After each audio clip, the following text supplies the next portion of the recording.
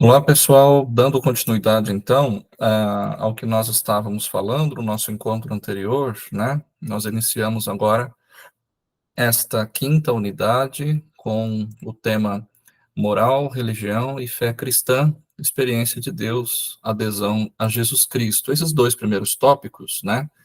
Experiência de Deus e adesão a Jesus Cristo, se eu não me engano, acho que nós já falamos em sala de aula. Eu vou passar um pouco, então, mas basicamente é disso que nós estamos falando. Olha, além de experiência de Deus, adesão a Jesus Cristo, pertença à comunidade eclesial como referenciais indispensáveis. O itinerário ético-moral nutrido da fidelidade ao Evangelho, a fidelidade à nossa história e da centralidade em Jesus Cristo. É o que nós estávamos falando no nosso encontro anterior.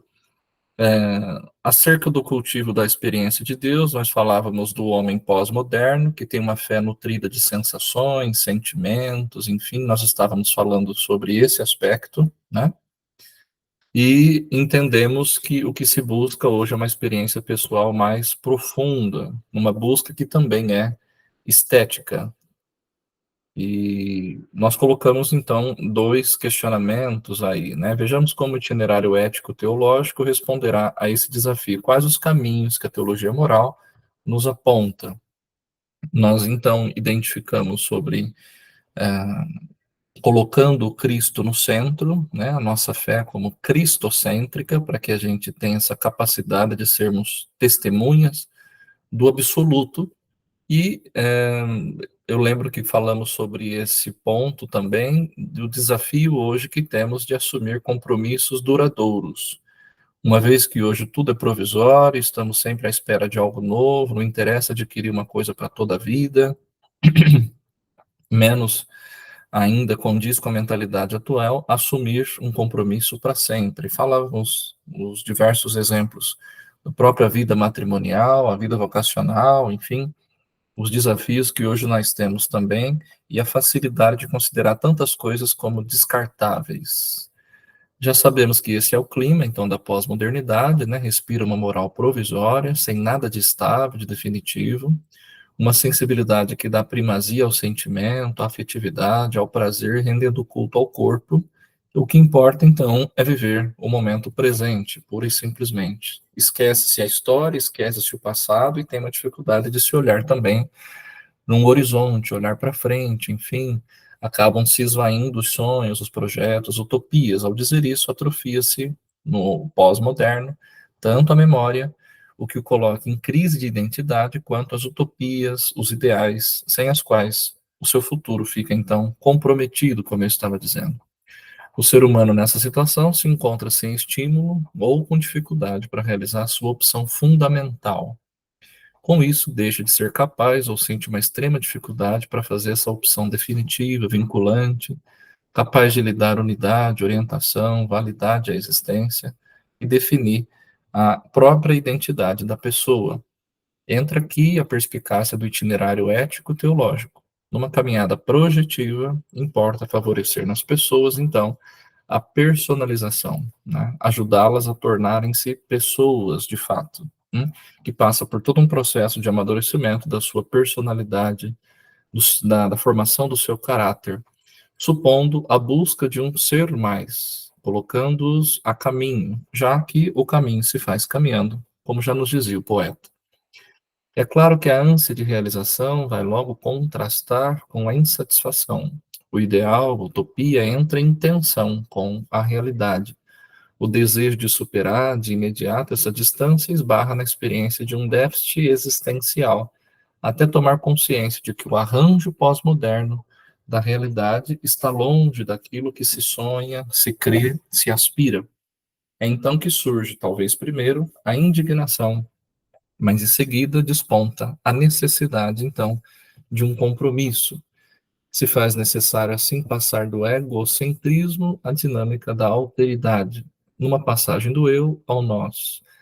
Essa passagem deverá estar lastreada na confiança, na adesão total, num amor oblativo. Só assim nós seremos capazes de uma resposta positiva ao chamado do totalmente outro, Deus. O homem se constrói, saindo de si, aceitando totalmente o outro na sua radical alteridade, esvaziando-se, criando um espaço interior para deixar que a riqueza do outro o invada e enriquecendo o outro com a sua própria riqueza pessoal. Somente assim poderá chegar a ser ele mesmo. É o que nós refletimos é, no tema da campanha da fraternidade, não é? Neste ano de 2024, Fraternidade e Amizade Social, a partir das provocações do Papa Francisco na sua carta encíclica a Fratelli Tutti, todos irmãos, com um apelo, então, à alteridade, considerar o outro como irmão, né?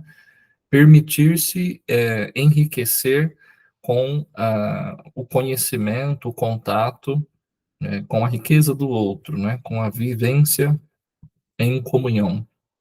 É certo, igualmente, que o homem não pode realizar-se sem abrir-se ao tu absoluto, comprometer-se com ele. Não basta contentar-se com o cristianismo implícito e até anônimo. Não podemos prescindir da perspectiva da fé. Se faz necessário o encontro com o Deus que em Jesus de Nazaré nos convida a construir o reino, o que exige, então, uma opção fundamental que oriente, que dê rumo, que dê norte para a nossa vida. Enraiza-se, então, em nós um compromisso que é fruto dessa opção de fé. Jesus Cristo, então, passa a ser o centro, o guia, ele que é o caminho, a verdade, a vida, realizador das virtudes, fonte de todas as graças. Temos em Cristo o único mestre e doutor. Ele é o médium ético, é a referência ética, então, para nós. Essa expressão, então, é do segundo São Boaventura, no sentido de ser Jesus Cristo aquele que está todo ao mesmo tempo em Deus e no mundo, constituindo-se num outro ascendente, num centro ascendente. Porque sendo Deus, ele nos atrai para o alto, na direção da virtude superior. O limite é a íntima união e o verdadeiro conhecimento em Deus, cujo fundamento é a fé na própria pessoa de Jesus Cristo. O fundamento ético passa então a ser o seguinte: agir como Cristo agiu, viver como ele viveu, sofrer como ele sofreu, morrer como ele morreu também, dando a vida. O segundo ponto, o encontro com Deus. Em nossos dias, as mudanças socioculturais nos levam a situar a experiência com Deus dentro de um contexto novo, com sinais claros em direção de uma revalorização da experiência religiosa, num resgate do sentido religioso da vida. Porém, nesse tempo de pós-modernidade, né, sabemos como as pessoas buscam uma fé que se nutra mais de sensações, de sentimentos do que de conhecimentos, numa mística da interioridade e até de sintonia com o próprio cosmos. Busca-se uma experiência pessoal profunda. Nesse início de século e milênio, deparamos-nos com um homem inquieto, em busca de sentido religioso, desencantado com os resultados da modernidade, né, que estava alicerçado na ciência, na técnica. Esse homem de hoje, então, quer razões para viver, razões para esperar. Com a crise das ideologias políticas, das crenças religiosas, das grandes instituições, dos valores tradicionais, urge renovar a espiritualidade cristã, cujo ponto de apoio deveria situar-se na experiência que se faz de Deus, na oração e na contemplação. O teólogo Karl Rahner dizia: o cristão de amanhã ou será místico ou não será cristão. Sem sentir a Deus como aquilo que de mais real existe, será difícil manter a fé e mais ainda chegar a crer. Se faz necessário investir numa atitude acolhedora, em comunidades sadias, calorosas, onde se cultive a fraternidade, a solidariedade, até a assistência mútua, num processo, então, de verdadeira personalização.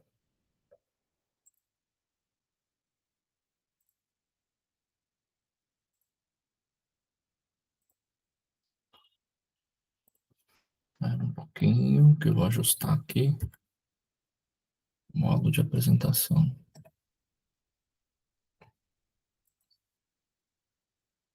Aqui, ok.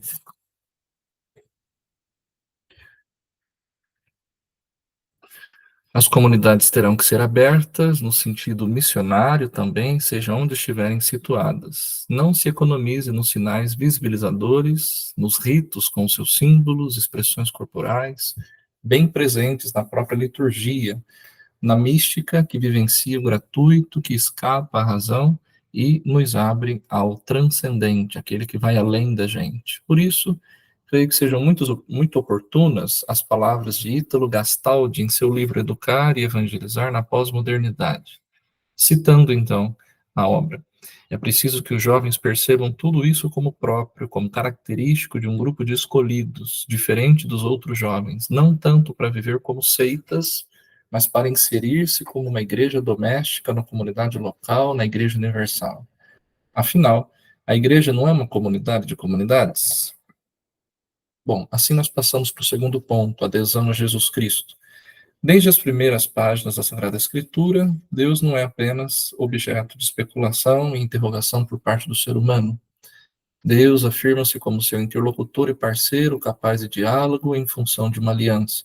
Deus emerge como aquele que toma a iniciativa de um diálogo e que busca mantê-lo vivo, relançando-o sempre que necessário. Não estamos diante de uma filosofia, mas de uma revelação. Jesus se constitui no seu ponto alto, a revelação de uma pessoa, como bem nos lembrava Bento XVI. Jesus, a rigor, não fornece aos seus ouvintes um catálogo de comportamentos éticos. Não encontramos em suas palavras um resumo sistemático de ensinamentos morais. Porém, encontramos nos evangelhos, sim, o que é certamente a inspiração de todos eles. A rigor, Jesus anuncia uma mensagem religiosa da qual brota também as suas exigências morais. Não desenvolve um sistema teológico moral. Jesus é a certeza de que o ser humano não foi abandonado a uma história solitária, largado sem rumo nesse mundo à mercê do próprio egoísmo, orgulho, desprezo, ódio, injustiças, enfim, do pecado. Convidado a entrar numa vida nova, iniciativa amorosa e gratuita de Deus, o ser humano mergulha num dinamismo divino que abraça o humano. Cristo, pela sua ressurreição, é garantia dessa realização plena, de alegria, de realização, de perfeição, ao alcance de todo o ser humano. São Paulo, nas suas cartas, não mede palavras para mostrar as implicações éticas e as recomendações morais provenientes do grande acontecimento da vinda de Cristo, da sua ressurreição e do surgimento da igreja. A adesão a Jesus Cristo, a pertença à igreja, passam a ser verdadeiras quando autenticadas por uma conduta, unindo fé e vida. Aqui nós vemos, então, as diversas citações, né, que Paulo apresenta a lista dos vícios, das virtudes, dos deveres domésticos. Além disso, ele apela para a consciência dos cristãos ao aconselhá-los com essas palavras: irmãos, ocupai-vos com tudo que é verdadeiro, nobre, justo, puro, amável, honroso, virtuoso, de qualquer ou de qualquer modo mereça louvor. E examinai tudo, ficai com o que é bom, abstende-vos de toda espécie de mal, tudo nos é lícito, nem tudo nos convém, e não nos deixarmos dominar por coisa alguma. E assim, o terceiro ponto, os apelos de uma ética cristã. No pequeno estudo, nos inícios dos anos 50, a gente vê que esse autor apontava a religião cristã como uma religião moral, no sentido próprio da palavra, visto que não faz distinção entre servir a Deus e servir ao próximo. Esses dois aspectos são essenciais ao cristianismo, insistindo na necessidade de cavar mais profundamente na mina que é o Novo Testamento, pois nele se encontra o conteúdo do querigma original, que em seguida se torna a didaquê, ou seja, temos primeiro a proclamação e depois os inícios do ensinamento moral. Com isso, queremos enfatizar que o ensinamento moral cristão não tem uma autonomia em si, como no esquema grego, mas sempre referido ao Evangelho e depois, posteriormente, ao próprio Cristo. Nos Evangelhos, então, a gente vê o próprio modo de ser e de viver que emana, né, do Novo Testamento, de maneira clara explicitado nessa atitude de fé em Jesus e correspondente opção fundamental, bem como na catequese daquelas primeiras comunidades. É indiscutível o apelo ético que emerge da mensagem neotestamentária que engaja os cristãos num modo próprio de ser e de viver. O cerne da mensagem de Jesus, presente nos evangelhos, é a proclamação da Basileia, ou seja, o reinado, o domínio atual de Deus, o que nos leva à proclamação do seu reino. A mensagem ética de Jesus é parte desse anúncio do reino de Deus. Nesse anúncio, unem-se presente e futuro. O caráter escatológico não tira a atualidade da proclamação e as exigências aí correspondentes. Olha quantas mensagens nós vemos então no Evangelho, né? Refletimos isso na Quaresma. Completou-se o tempo, está próximo o reino, convertei-vos, crede no Evangelho. Então aparece aí nos sinóticos, né? Tanto em Mateus, em Lucas e Marcos, o anúncio da salvação com a exigência consequente da conversão. Aqui, enfim, as palavras escatológicas. Algumas atitudes começam então a perfazer a vida desses seguidores de Jesus, acolher sua mensagem, entregar sua vida para ser salva, tomar parte da comunidade, tornar-se servos dos outros, vigiar sempre, permanecer fiel, ser compassivo, humilde, misericordioso, fazer a vontade de Deus, produzir frutos, etc. Tem, portanto, importância aqui a mensagem, a praxis de Jesus como sua mordência profética. Acrescido com a sua consciência de ser filho de Deus, introduz para a comunidade cristã, então, uma forte impregnação ética, fundada numa relação fundamental que se estabelece com a sua própria pessoa. Todo o seu anúncio e a sua pessoa encontram-se aí unidos, não podem ser separados. Eis o tempo propício, essa é a oportunidade, não podemos, então, desperdiçá-la. O próprio Jesus é o exemplo da vida moral, que chega a propor o amor até aos inimigos, inclui os pobres, chama os pecadores, encontra-se com gente desqualificada e toma refeição até com os ricos. Todos os que se arrependerem terão parte no reinado de Deus. Como vemos, o anúncio do reino de Deus supõe uma exigência fundamental, que é a fé. Palavras e sinais que provocam admiração buscam suscitar uma irrestrita fé no Deus que se revela por amor e nos convida a corresponder. Eis a proposta, eis a convocação do próprio Jesus.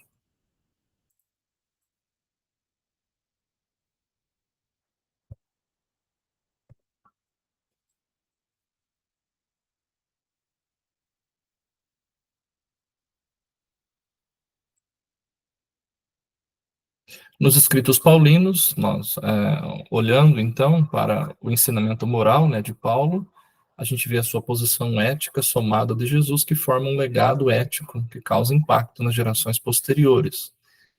São aí um bom número de exortações, né, tendo em conta diversas situações. Para os neoconvertidos, como na carta aos Tessalonicenses, ele ressalta a questão da eleição como um chamado à vida de santificação.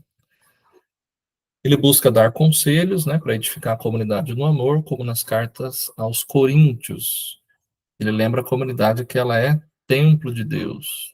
Nas situações de polêmica, como nas cartas aos Gálatas, Paulo dá instruções morais, lembrando que os justificados pela fé estão sob a lei e, portanto, podem estar livres da circuncisão, por exemplo. Há uma liberdade no amor. Essas menções se juntam a outras, o que faz com que a carta aos Romanos explicite a centralidade do amor, a importância da unidade na comunidade cristã, o exemplo de Cristo, a vida moral que deve distinguir os eleitos justificados gratuitamente pela graça de Deus. Nas cartas aos Tessalonicenses e aos Efésios, temos enfatizado a dignidade da eleição, interligando por isso o indicativo da salvação e o imperativo moral. Temos, então, as virtudes a serem abraçadas, os vícios a serem evitados. Os fiéis devem evitar tudo que é imoral, impuro, e devem se distinguir pela gentileza, pela compaixão, pelo perdão. O Paulo ressalta a centralidade do amor, o vínculo da perfeição, tem interesse pela unidade da igreja. Nas cartas pastorais, que Timóteo e Tito esboçam uma ética propriamente teológica. Deus, Salvador, quer que todos os homens sejam salvos e cheguem ao conhecimento da verdade. Fundamentalmente, essa salvação se faz sentir por uma vida moral assumida já na igreja, sendo essa o ambiente adequado para cultivar uma vida virtuosa. Temos, assim, toda uma lista do que é contrário ao ensinamento sadio, e nós encontramos isso também em Timóteo. Na carta a Tito, o Paulo ressalta que o presbítero deve ser fiel na exposição da palavra, capaz de ensinar a sã doutrina e refutar aquilo que a contradiz. A instrução moral faz parte desse ensinamento, sempre em harmonia com o evangelho. O resultado é a realização, então, de boas obras. Assim, a educação das crianças, a hospitalidade, o auxílio aos aflitos, o uso da riqueza para o bem dos outros, a purificação de todo o mal, são alguns exemplos daqueles que, treinados na justiça pela Escritura, estão equipados, então, para toda boa obra. Ainda nas cartas pastorais, há uma visão positiva do casamento, da educação dos filhos, e uma visão também positiva da criação. Importa levar uma vida virtuosa. A Timóteo, Paulo fala da justiça, da piedade, da fé, do amor, da perseverança, da gentileza e da paz.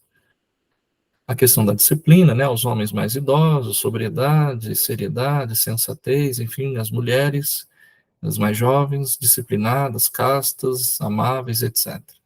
Se as virtudes da autodisciplina, piedade, seriedade, justiça eram também valorizadas pelos gregos, se destacam nessas cartas a fé e o amor, porque Paulo quer instruir no amor que procede do coração puro, a boa consciência, da fé sincera. Por fim, o quarto e último ponto, a questão do segmento e da imitação de Cristo. Para a teologia moral, o conteúdo dessa unidade, então, é essencial. Para a vivência da ética, identificamos várias posturas ou até situações complementares no Novo Testamento, centradas, então, nesses dois eixos, o segmento de Cristo e a sua imitação. Os evangelhos sinóticos utilizam os termos seguir, caminhar no segmento, destacando essa ligação histórica fundamental com a pessoa de Jesus. Já em João e também em Paulo, a gente vê a ideia de caminhada progressiva na descoberta, então, do mistério de Cristo e caminhando com ele, imitando-o. O segmento implica numa relação muito estreita com o mestre, intimidade, né? A iniciativa é sempre de Jesus, nesse caso, é ele quem convida, estar junto dele, a partilhar a sua vida como servidor, participar da sua função messiânica também. Seguir Jesus comporta algumas exigências, né? Renúncia dos bens, de todo o desejo de prestígio, estar disposto a perder a própria vida, enfim, para estar com Jesus. Os que o seguirem conhecerão provações também. No entanto, o tema do seguimento de Jesus não esgota as expressões da adesão à sua pessoa. Abre-se aqui o tema da imitação, presente em João e em Paulo, como eu disse. No gesto de de lavar os pés, Jesus é claro ao pedir que se faça como ele, igual a ele, né? É nesse amor que imita o de Jesus que todos reconhecerão quem são seus discípulos. A teologia paulina estabelece, por sua vez, a conexão entre a ética da imitação e a vocação cristã de ser conforme a imagem do Filho. Paulo, ele mesmo se coloca, não poucas vezes, como um exemplo também a ser imitado, a ser seguido. A imitação não significa reproduzir gestos materiais, mas viver o amor e todas as atitudes correspondentes ao exemplo de Cristo. Por fim, a proposta ética que urge propor também em nossos dias, então, tem na conformidade do amor de Cristo o critério de autenticidade moral.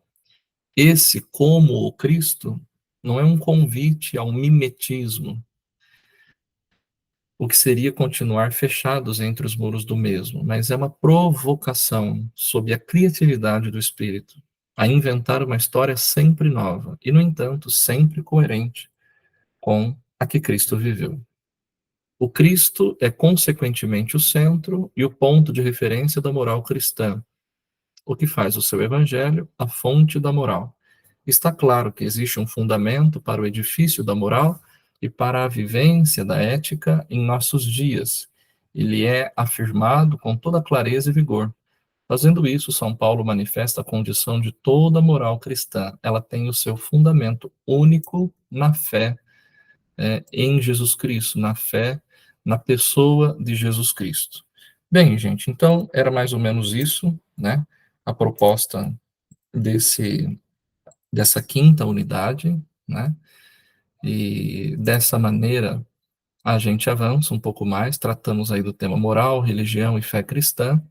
Eu estou enviando junto com o vídeo um artigo também para vocês lerem sobre a misericórdia, opção fundamental para o agir cristão na atualidade. A dinâmica que vamos seguir é a mesma que vocês já conhecem. Eu peço que vocês façam então a leitura, né, desse artigo que vocês estão recebendo. No nosso próximo encontro, acho que daqui 2 semanas, né, porque temos aí feriado pela frente, temos jornada de estudos, como é costume, a gente vai conversar então sobre a leitura desse artigo sobre a misericórdia, sobre a opção fundamental. Tá bem? Um abraço, até logo. Tchau, tchau.